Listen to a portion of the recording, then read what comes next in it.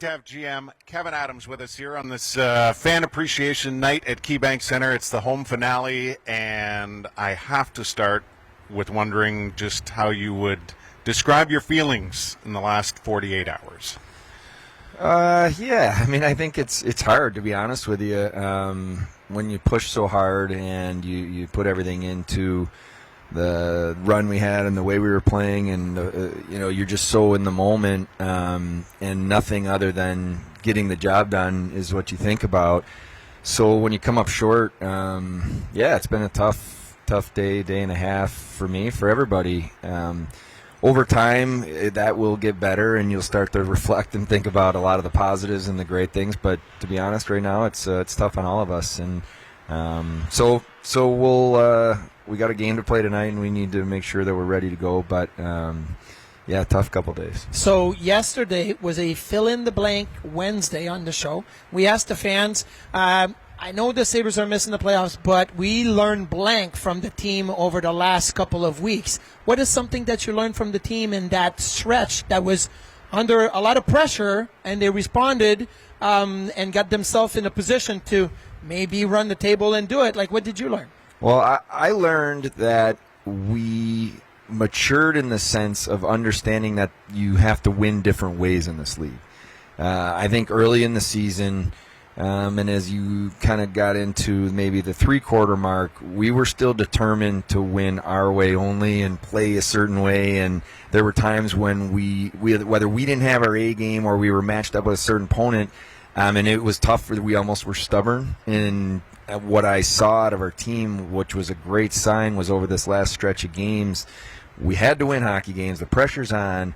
You're in difficult matchups, and we kind of evolved a little bit. And we still always have our identity and how we want to play, but you play differently a little bit against Carolina and know that they're going to the way they play versus the Rangers. And so that I learned that, and I just saw our guys literally maturing before my eyes, which is, when you have a really young team, those are things you're certainly looking for. You used the word identity, which I wanted to get to, because I was actually really curious how the identity can change, or whether it's just one core thing because of everything you just talked about. Don has rolled it out throughout the course of the year, and I think sometimes, inevitably, and this is all teams, because you're hot and then you're not, and so we view the games and we view the team, a little differently from one week to the next.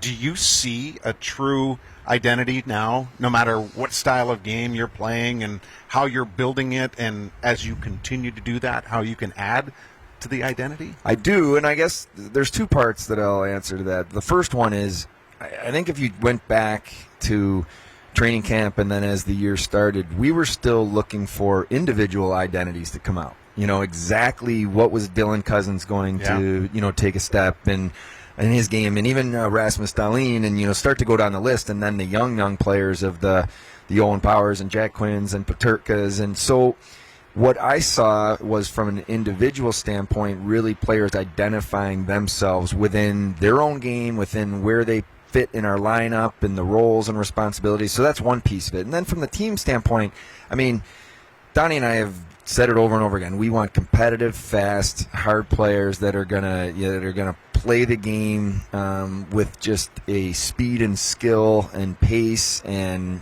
compete that is tough to handle. And we want our defensemen, playing really good gaps and closing out plays in the neutral zone and just spending as much time in the offensive zone as we can. So I definitely think we started to really evolve into a deep team with depth that can play with anybody in our own style. But I do think there's a subtlety to also knowing your opponent in the pre-scout you're going in, to say, you know what, this is a team that just doesn't give up a lot of transition rush chances, so we're going to maybe have to manage the puck and be a little bit smarter in these areas and be maybe more willing to lay pucks behind the D. So those are just, that's maturing, and I did see that from our team. One guy started his NHL career, and everybody know Devon Levi a little bit more now. One guy is transitioning maybe into what could be the end with Craig Anderson. How has that been the last month for you to know that, hey, you know what, we're signing this college guy, we're going to give him some games, all of a sudden he plays 5 in a row, right?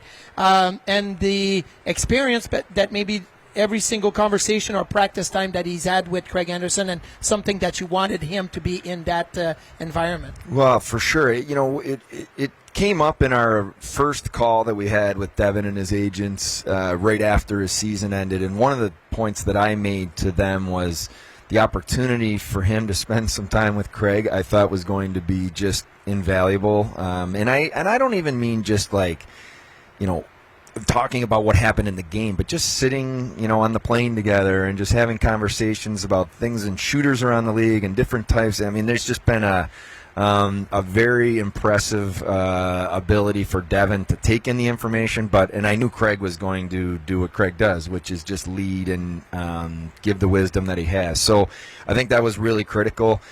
I mean, anytime you have a player with 20 years of NHL experience and cares so much about these players in the locker room, it can only help if you can have that kind of people. So I think it's been really important. I think Devin's learned a lot in a short time. And I'm really happy Craig got healthy after he was out there for a couple weeks, and here we are tonight, and I hope it's a really special night for him. Now, you've been around the game long enough to not ever be surprised by anybody, I would think, but is there something that surprised you out of Devin and the way that he played?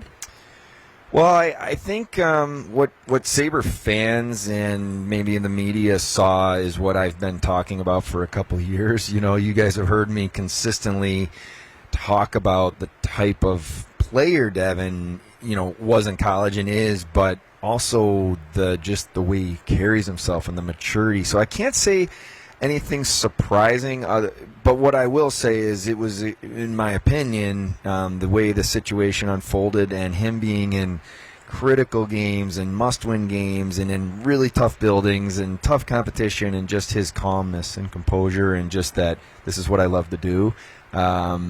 It was fun to watch and fun to see, and also exciting, I think, for me to have our own players in the locker room sense that and understand that. And I think that's, as a goaltender, when you have the guys in front of you that are, wow, okay, this is pretty exciting. I like playing with this kid. So I think that goes a long way. What has the last few weeks done for Casey Mittelstadt and your and Don's projection for him potentially moving forward? Well, I think Casey is, first of all, he's a great teammate. He's a leader in that locker room, and you guys know that from being around our group. What I'm really excited about with Casey is he's versatile. I hate numbering lines, but when you're looking at lines and all of a sudden you have someone that's been playing, kind of in a third line left wing role, and all of a sudden now he's playing in one center position, and that's not that common, So it says a lot about Casey. I just think he's evolving. He's understanding what he needs to do to be an impact player. He is a really important player. He really is moving forward. He plays different role. He has a little bit of a different style where he can really protect pucks, extend plays, keep possession for us, and he's an elite talent. And you can see when you have players that can play with anyone up and down the lineup, I think that goes a long way. We are going to have Darren Dreger a little later in the show, Insiders. Usually we talk to them about contracts being signed and college free agents and all of that.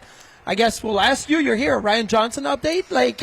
Where are we at with that? Yeah, we met with him. The days are running together. I don't know. 2 days ago, I think now. Had a really long call, good call. Him and his agents and a number of us in the organization, and just talking about where his game is at and where we see it and how he feels. And part of our thought process on that call was we wanted him to talk to us. How do you feel? Where you're coming off a national championship loss, where he was still devastated. You could just hear it in his voice. So just, making sure that we were all aligned. We had a real good call, and now we're just, in a position where he's taking his time. He's thinking things through, and then, we'll see where it goes. But I would characterize it as a real positive meeting. Do you want us to tell Darren anything? How do you feel about this insider business now that you're a GM and you got to deal with those? Well, those guys are amazing, because everywhere I go, I see them. Come around the corner, and him and Pierre and GM's meeting. They're hiding behind the fern. They're good.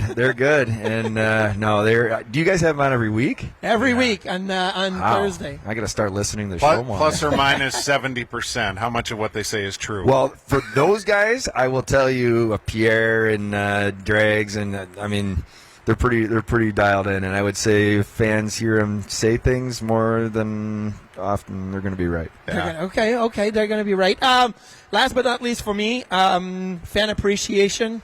What has it been, the connection between the fan base and the team? They're going to wear the goathead tonight. Like, I'm decked in goathead. Duffer's got the goathead on. Like, there seems to be like a new energy and synergy between the fans and the team.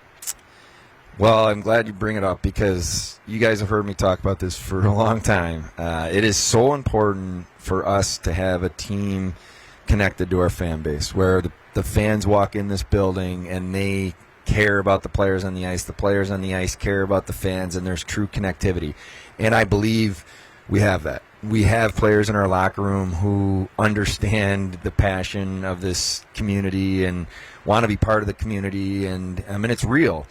And I'll even take it a step further. I mean, we have young players now who truly care about the city and the organization. And actually, I've had conversations with some of our players that have been, they take it really hard if they don't perform well at home, or if all of a sudden there's some booing going on. It really shakes them because they want to succeed here and they want these fans to love them. And I love that about our group. So I think it's really come a long way.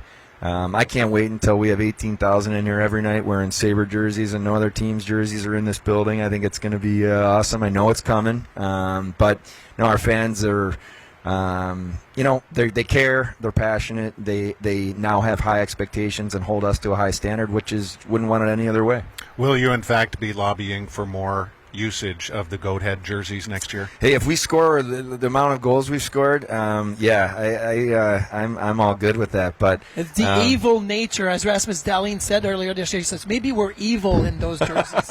Well, whatever it is, as long as it equals wins, I'm good with it. And I mean, our fans love it when when we wear them and I look out and see all the jerseys. It's pretty cool. Somebody on Twitter said, top priority for the Sabres this summer to make the goatheads more the home jersey. Like, it's people really have paid attention to it. Yeah, they have, and I remember as a player coming in here, in that era, and so no, it's a cool thing, and our players love it.